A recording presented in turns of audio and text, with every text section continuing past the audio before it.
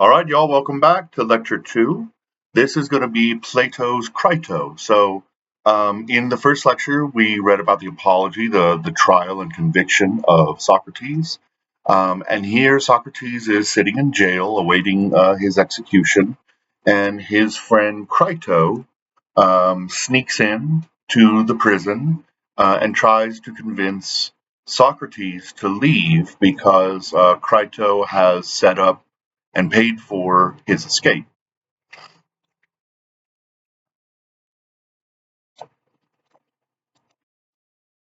Okay. Mm.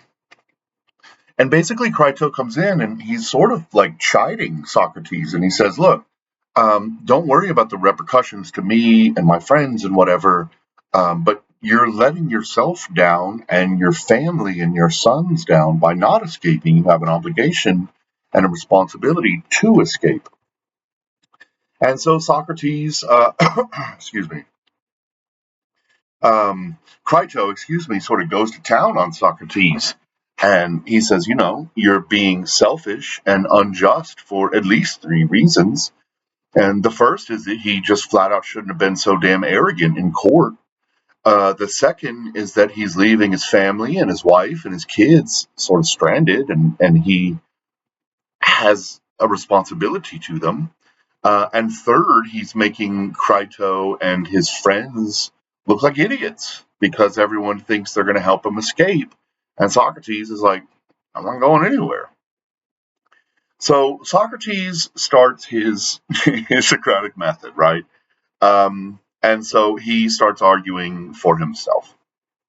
He says, just promise me you'll be honest in all of your answers. He says, okay, is it all advice to be taken?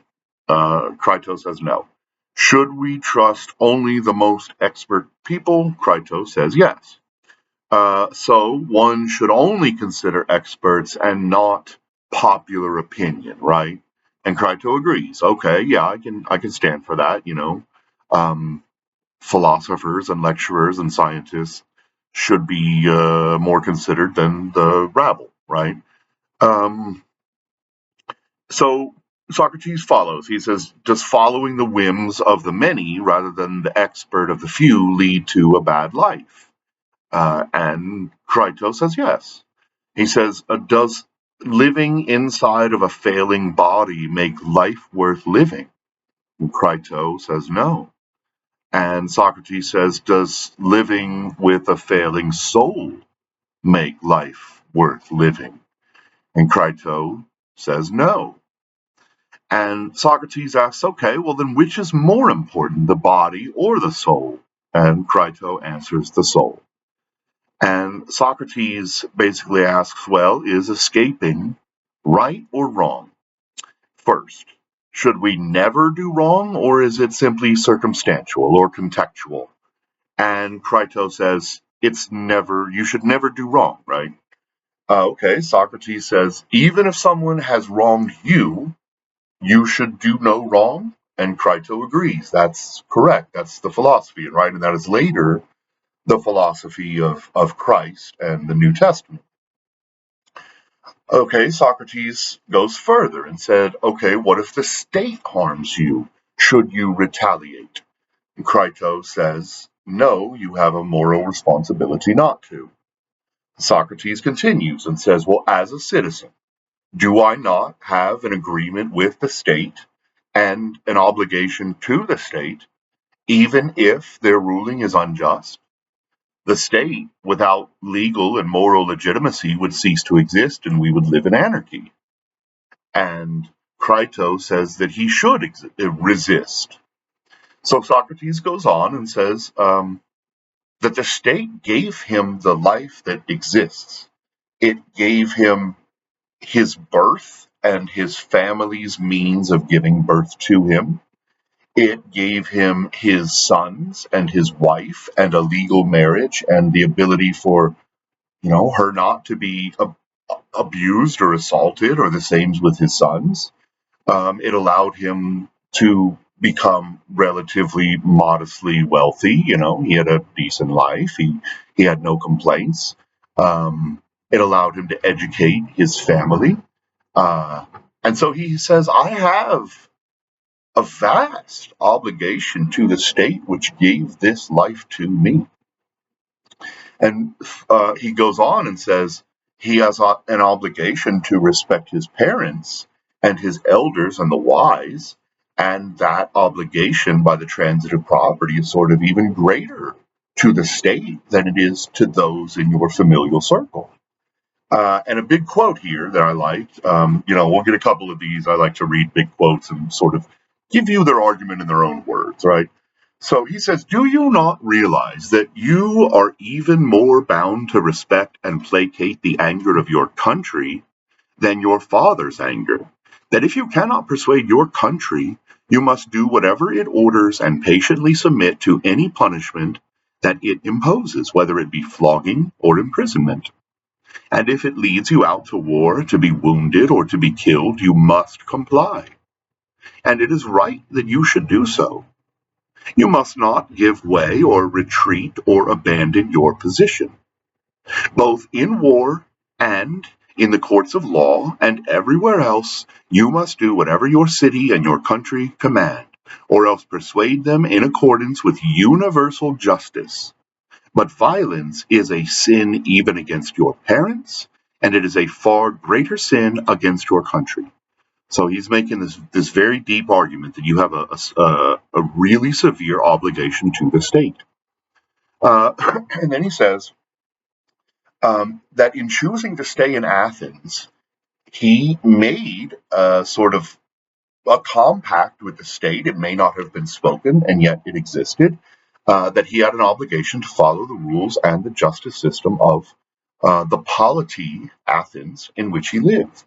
And then finally, he had sort of 8 arguments here. He states that it is not the state or the institutions that are to be blamed for his unjust ruling, but rather his fellow men, the jurors, who are simply men, right? And men can make mistakes, but the state must be respected. Okay, so that is the end of our sort of ancient Greek philosophical underpinnings, right? There are a lot more. There's a lot more of Socrates to be read. There is Aeschylus. There is the Iliad and the Odyssey from Homer. There's just so much out there. But I tried to pick the two, really the one really most important foundation for the idea of a state and a citizen, right? And so I would suggest you go out there and play with a whole lot of other stuff like the cave and all kinds of different Aristotelian theories and the rest. But we are going to stop there because we've got a lot of philosophy to get through, right? So we're going to move on to basically the 18th century when the Enlightenment is starting to kick off. And we're going to read Thomas Hobbes' Leviathan, or part of it, right? We're going to read, I dropped a lot of the sort of individual and the spirit and the soul and God, and we tried to focus on the political philosophy in this class. So while there are mentions of that, and he does try to tie things in to the Bible, there are political lessons to be learned from it. So, all right, that was the end of lecture 2. I hope you learned something. If you have any questions, let me know. And then I would say in readiness for the exam, be thinking about what is Socrates' argument for the obligations of the citizen to the state. And then we'll also read that in the Leviathan.